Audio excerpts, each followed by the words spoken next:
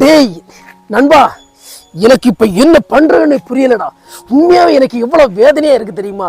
டேய், படிச்சு 2-3 பேர் என்கிட்ட சொன்னாங்க இந்த தொழிலை தொடங்காத. நானும் அவங்க சொல்றது கேட்காம இந்த தொழிலை தொடங்கி இப்ப எவ்வளவு கடன்ல இருக்கேன் தெரியுமா? நல்ல பணம் நெருக்கடில் இருக்கேன்டா. தொழிலே இல்லாம மனசுக்கு ரொம்ப வேதனையா இருக்கு. டேய், சொல்ல போனா எனக்கு நைட்டு தூக்கமே வர மாட்டேங்குது, டிப்ரெஷனா இருக்கு. எனக்கு என்ன பண்றதுக்குன்னே தெரியல தெரியுமா? வேதனையா இருக்குடா. ஏன் இப்படி ஆச்சுன்னு எனக்கு புரிய மாட்டேங்குது.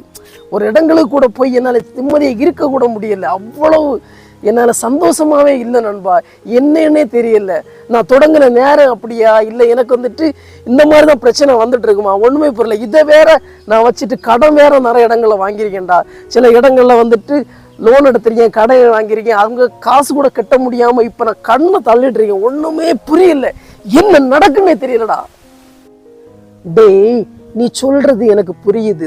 நான் பல பேர் சொல்லியும் கேட்காம நான் தொழிலை தொடங்கி இன்னைக்கு வந்துட்டு கடன் நெருக்கடிலையும் மன நிம்மதி இல்லாமல் கஷ்டப்படுறேன்னு எனக்கு புரியுது. ஆனால் அதே இது ஒரு விஷயம் நீ நல்லா பாரு. இதை விட்டுட்டு இன்னொரு தொழில் தொடங்கலாமா அப்படின்னு சொல்லிட்டு நீ போகும்போது அந்த தொழிலில் வந்துட்டு அனுபவம் இல்லாமல் நீ தொடங்குவா. அது இதை விட பெரிய பிரச்சனையில வந்து ரொம்ப கஷ்டத்துலையும் பண நெருக்கடிலையும் ஏற்பட்டு ரொம்ப கஷ்டப்படும். இப்போ இந்த தொழிலில் வந்துட்டு உனக்கு ஒரு அனுபவம் கிடைச்சிருக்கும். எப்படி எந்த சாதனை எப்படி விற்கணும், இது எவ்வளவு, எப்படி இதுக்குள்ள மதிப்பு இருக்குது அப்படின்னு சொல்லிட்டு ஒரு அனுபவம் கிடச்சிருக்கு. ஆனால் அதே இது உனக்கு வந்துட்டு என்னென்னா கொஞ்சம் வருஷமாக வந்துட்டு தொழில் நடக்கலை. தொழில் நடக்காதே நினச்சி நீ ஃபீல் பண்ணிட்டு இருப்ப. நிறைய இடங்களை கடன் வாங்கியிருப்ப, கட்ட முடியாது, அப்படிப்பட்ட சுச்சுவேஷன் இருக்கும். எத்தனை இடங்களை நீ பாரு, தொடர்ந்து நிறைய பேர் ஒரு 5 வருஷம் கடத்தை வச்சுருப்பாங்க, 6 வருஷம் தொழில் வச்சுருப்பாங்க. ஆனால் அதே இது தொழிலில் வந்துட்டு அவங்களுக்கு வந்துட்டு அப்படியே ஐயோ இனி வேண்டாம் விட்டுட்டு போயிடலான்னு சொல்லிட்டு இருக்கும்போது தான் ஒரு திடீர்னு ஒரு மாறுதல் வரும், திடீர்னு ஒரு வெற்றி கிடைக்கும். அதுலேருந்தே அவங்க அந்த அனுபவத்தை வச்சுட்டு அவங்க என்ன பண்ணுவாங்கன்னா அடுத்து என்ன பண்ணலாம், என்ன மாதிரி நம்ம தொடங்கலாம், என்ன சாதனங்கள் எடுத்து வைக்கலாம், என்னென்ன விஷயங்கள் இதில் கொண்டலாம்னு சொல்லிட்டு அப்போ அந்த அனுபவத்தை வச்சு அவங்க கொஞ்சம் கூட முயற்சி எடுத்து அவங்க அந்த தொழிலை வந்து டெவலப் பண்ணி எடுப்பாங்க. அதே போல தான்டா நீயே வந்துட்டு சரி இதை விட்டுட்டு வேற இதுக்கு போகணும்னு சொல்லும்போது என்ன ஆகுன்னா நம்ம குளத்துல கிடந்து மாட்டிட்டு தத்தளிச்சிய போல தான் இருக்கும்.